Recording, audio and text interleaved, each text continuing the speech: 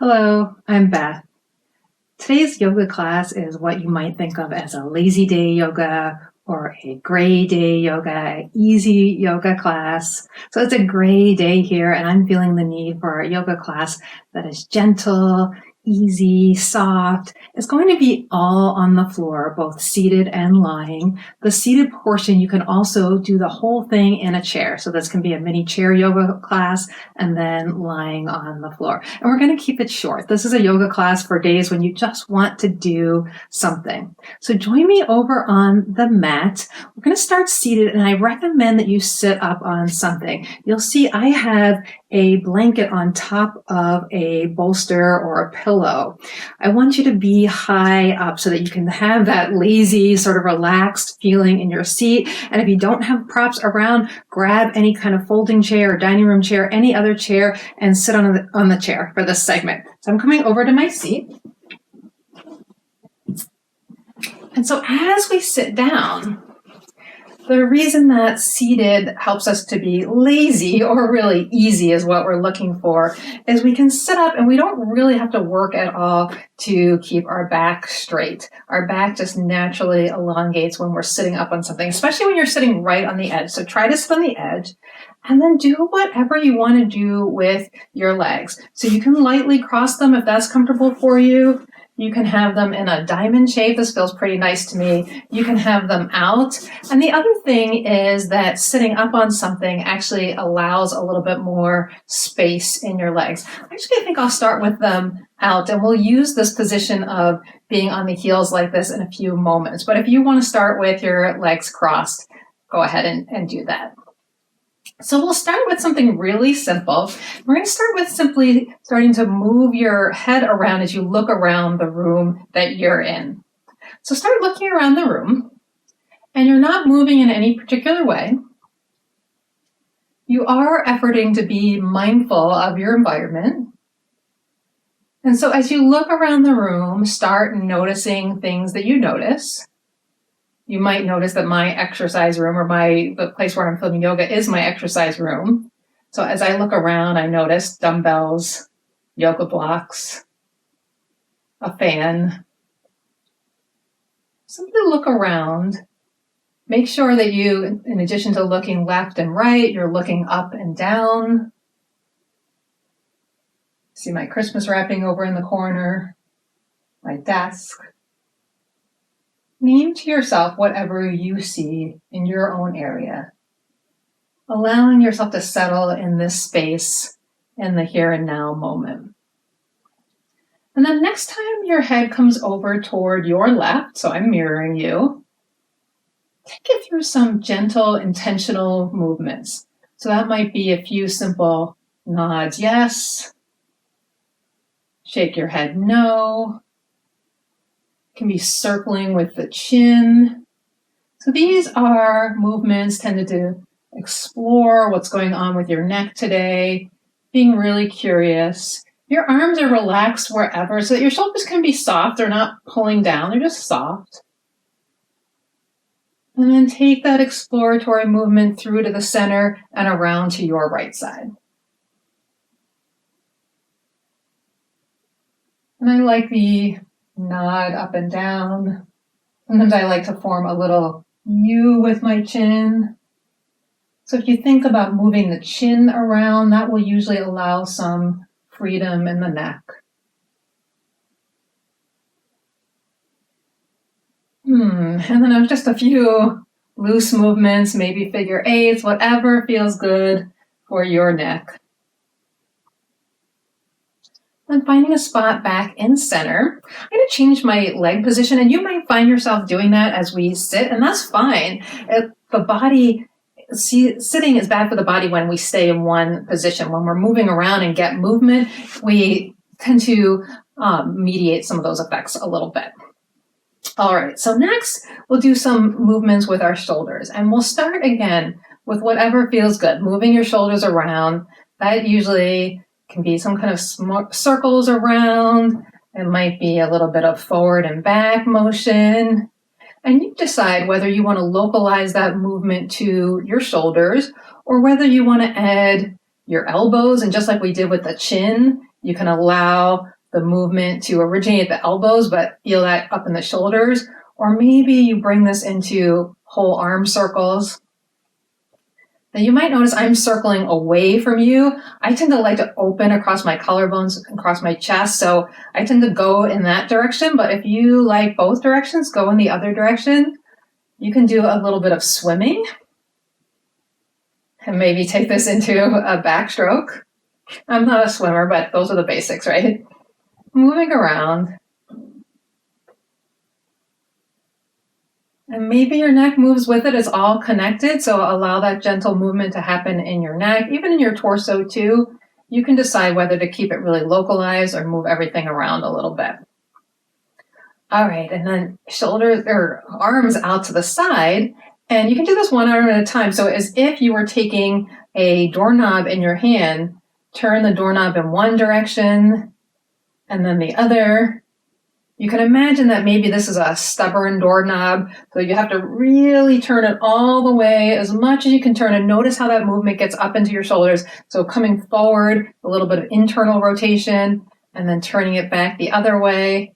That's that external rotation. And then other arm, if you were doing one arm. So you can experiment to see what works for you. You can play around with doing both arms at the same time. Or if you want to make this a little bit more effort, a little bit more mental effort into it, you can try turning one arm one way and the other arm the other way. It might feel like too much for a lazy day yoga practice. This is kind of like an Egyptian movement.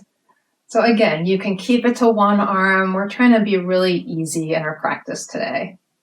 Whatever feels good for you. All right, I'm going to go back to that position where I had my feet out in front of me on my heels. You'll see I'm wearing my socks. This is my lazy day yoga outfit too. This is a stay-at-home day for me.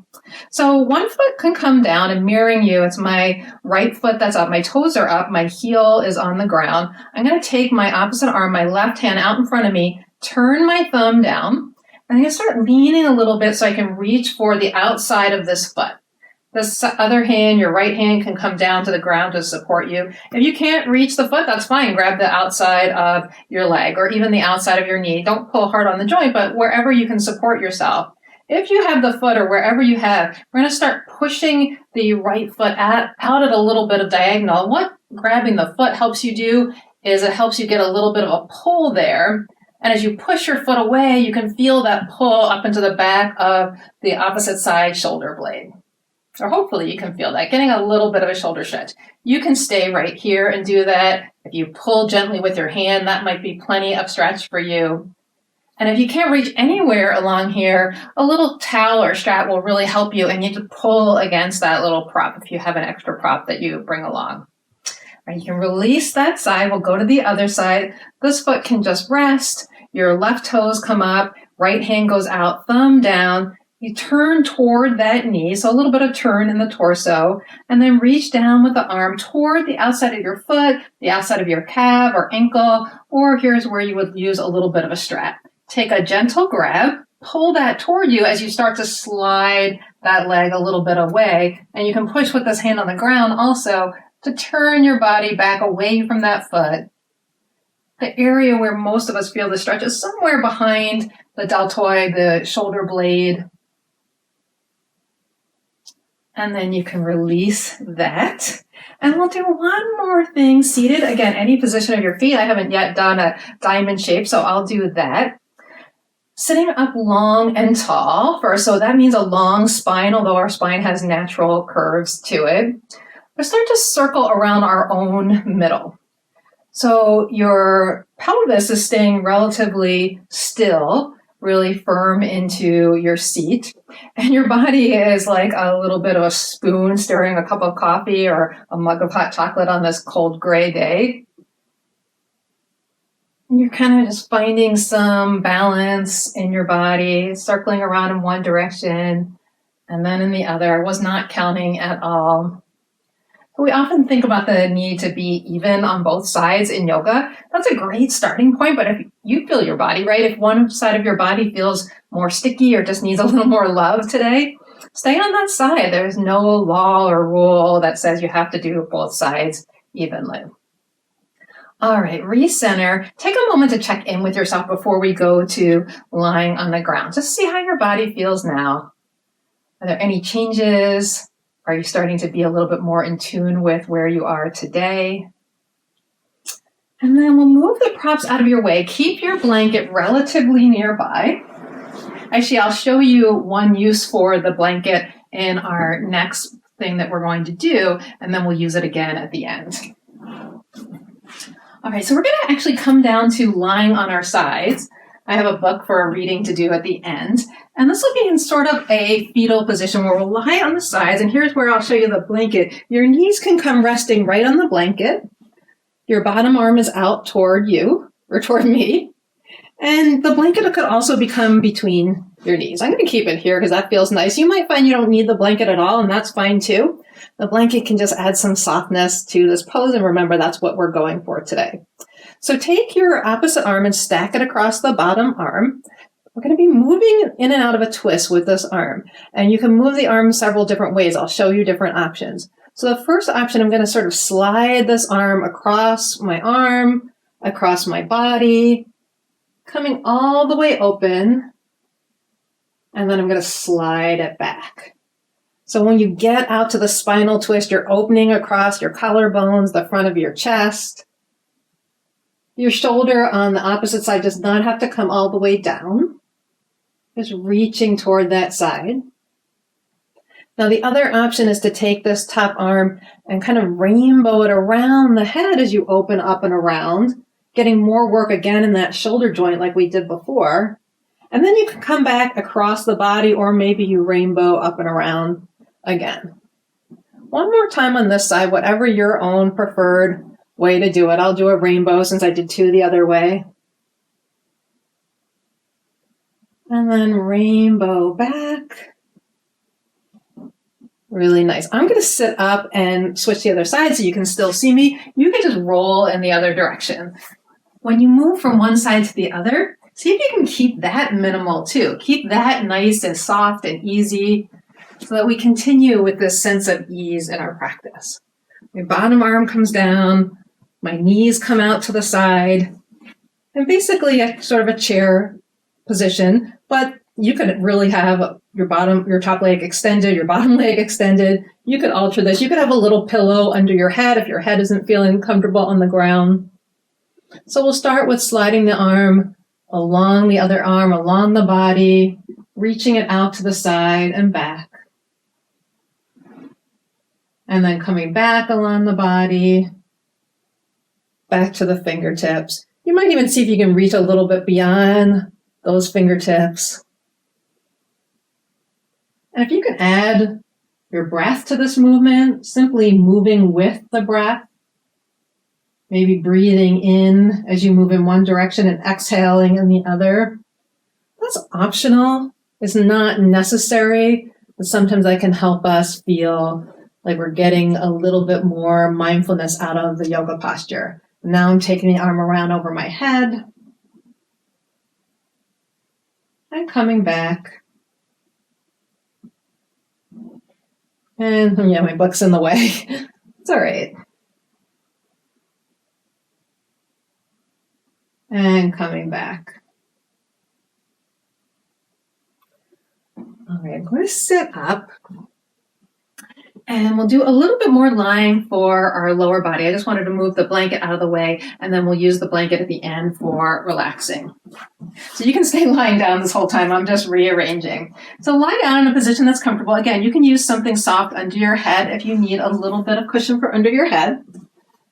Place your feet flat on the floor, and then draw one knee in toward your body. Now, it doesn't have to come super close to your chest. Anywhere you want to take the knee, you can hold around the thigh, near the thigh. You can keep your hands out by your side. You can take a shirt or a strap or something else or grab onto your pants if that works. We're simply going to think about moving the leg in the hip joint. And really, just like we did with our upper body movements, if you think about moving the knee around in one direction, you'll feel that movement into your hip joint. So right where your femur connects into your pelvis. So I circled a little bit in one way. I'm going to go the other way. And then you can take this movement around any kind of movement you like, maybe a little bit out. You could use your hand to support, a little bit in. Holding this leg in place, move just your lower leg so that we get some motion in the knee joint. So I'm holding my thigh, my femur bone, in pretty much a same spot. And then I'm moving the lower leg around a little bit. You can see I went sideways for some rotation and then up and down. And you can make maybe even some gentle figure fours or whatever number you want to do. That was a figure 8, right? I think this would be a figure 4. You can trace the alphabet, whatever. Just moving around a little bit in space. And then one more time, hold onto your leg, and last part of the leg will go down to the ankle joint. So circling the foot a little bit gets that movement in the ankle joint. And you'll see this does not have to look a certain way. This is functional yoga. Functional yoga means we're concerned with how the movements feel in our body, not with how they look, whether they're a figure 4, or figure 8, or figure 23, whatever.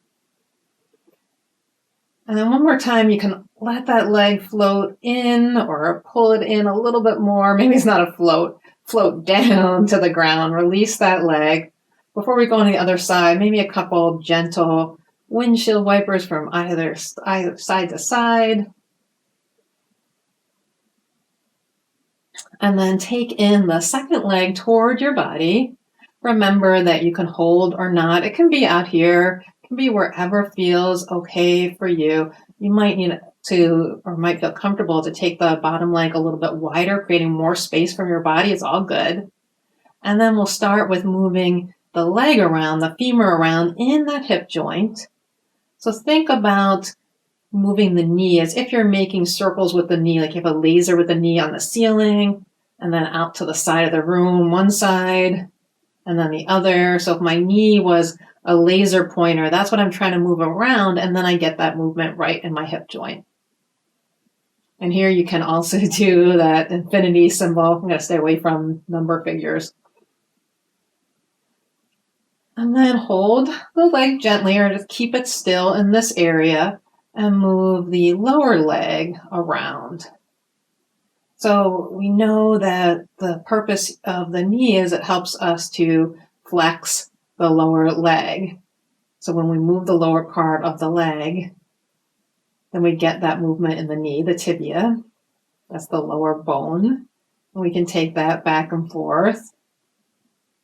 And again, circles, figures, whatever you want.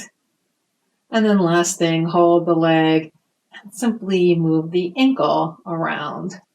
You're really moving the foot to get that movement in the ankle joint. Maybe point your toes, flex them. You can't really see since I kept my socks on today. All right, let that come back down to the ground. A few more windshield wipers. So we're getting ready to move into our final relaxation. We're going to do this with the blanket.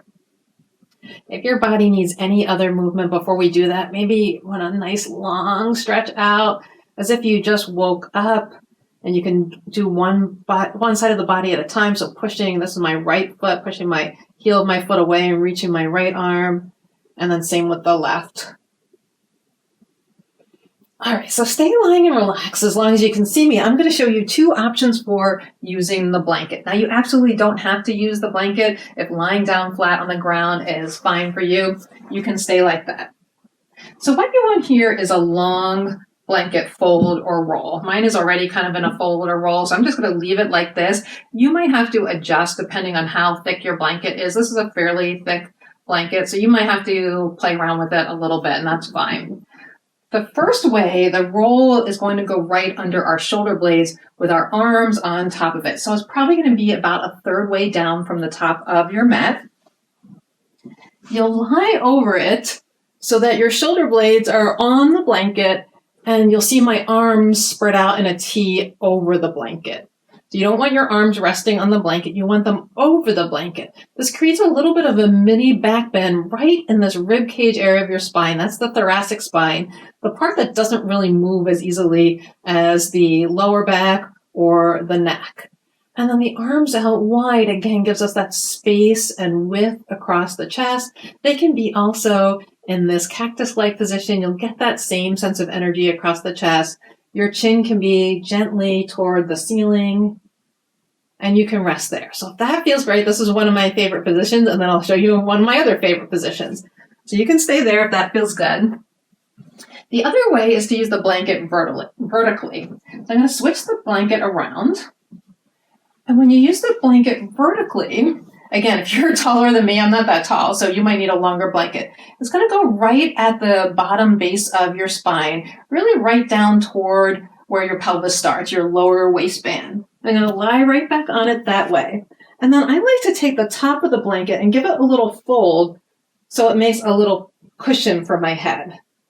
And sometimes I'm using a longer blanket and I have even more of a cushion. So you can adjust that. You can even use a separate little pillow as a cushion. Now that feels pretty good. And so the idea is your chest, again, is widening over the blanket and opening up. Your whole spine is supported. And then your arms, again, can come out. This time you might feel more comfortable with your arms in a low V. But if you prefer the T or the cactus shape, take any one of those shapes.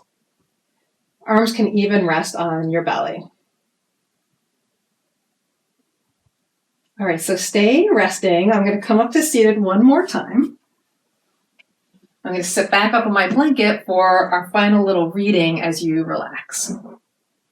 So I'm reading from one of my favorite books. In fact, this book is called Just One Thing by Dr. Rick Hanson. And I've actually been reading a chapter of this book all year long. So I still have to do my reading for this week, and then I have one more chapter. Dr. Hanson is a fellow psychologist like me, and I just love his work. So I thought that I'd read from you part of chapter 14 called Take More Breaks. And I will link to this book below in case you want to check it out for yourself. So this part of the book is encouraging you to be kind to yourself, to allow yourself to have a lazy day, a gray day, a day in which you just relax and do nothing, but that sense of break or nothing is so important and rejuvenating for us. So Dr. Hanson says, as we evolved in hunter-gatherer bands over millions of years, life moved at the pace of a walk, in rhythm with the seasons and with the rising and setting of the sun each day. In many of the hunter-gatherer cultures still existing today, it takes only a few hours a day to find food and shelter. It's a good guess that our ancient ancestors lived similarly and spent the rest of their time relaxing, hanging out with friends, and looking at the stars.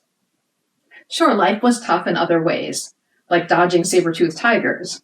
Yet the point remains that the human body and mind evolved to be in a state of rest or leisure, in other words, on a break, much of the time. But now, in the 21st century, people routinely work 10, 12, or more hours a day.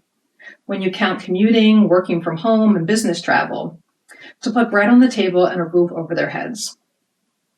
Much the same is true if a person is a stay-at-home parent, since the village it takes to raise a child usually looks more like a ghost town these days. Many of us are on the job and on the go from soon after we wake up in the morning and check emails or feed children or both to the last time we pull phone messages at night. It makes you wonder who is advanced and who is primitive. The modern pedal-to-the-metal lifestyle produces chronic stress and tension, related physical and mental health issues. It also crowds out creative pursuits, friendships, recreation, spiritual life, and time for children and mates. As a therapist, I often see families where one or both parents are dealing with work 60-plus hours a week. The job is the elephant in the living room, pushing everything out to the margins. Imagine for a moment that you are sitting comfortably somewhere in your old age and looking back on your life and reflecting. Do you think that you're going to wish you had spent more time on job or doing housework? Or wish you had spent more time relaxing, hanging out with friends, and looking at the stars? And that is his introduction to the chapter. In each chapter, he goes on to talk about specifics of how do we carry through these things. And in that chapter, he talks about micro breaks, mini breaks, or taking, about 20, 25 minutes of your day, like we are today, to take a little bit of rest, a little bit of time for you, a little bit of time to be comfortable. And I say lazy in jest. It's a good thing. So you can stay relaxing on the ground as long as you'd like. You can finish your practice with me today. Or if you're ready to try something more active, maybe you just started your day that way, you can try one of my other practices. Even my active yoga practices are still pretty gentle. So thank you so much for joining me today. I hope you'll come back. Please subscribe if you did like this and get my content as soon as it's available. Take care and have a great rest of your day.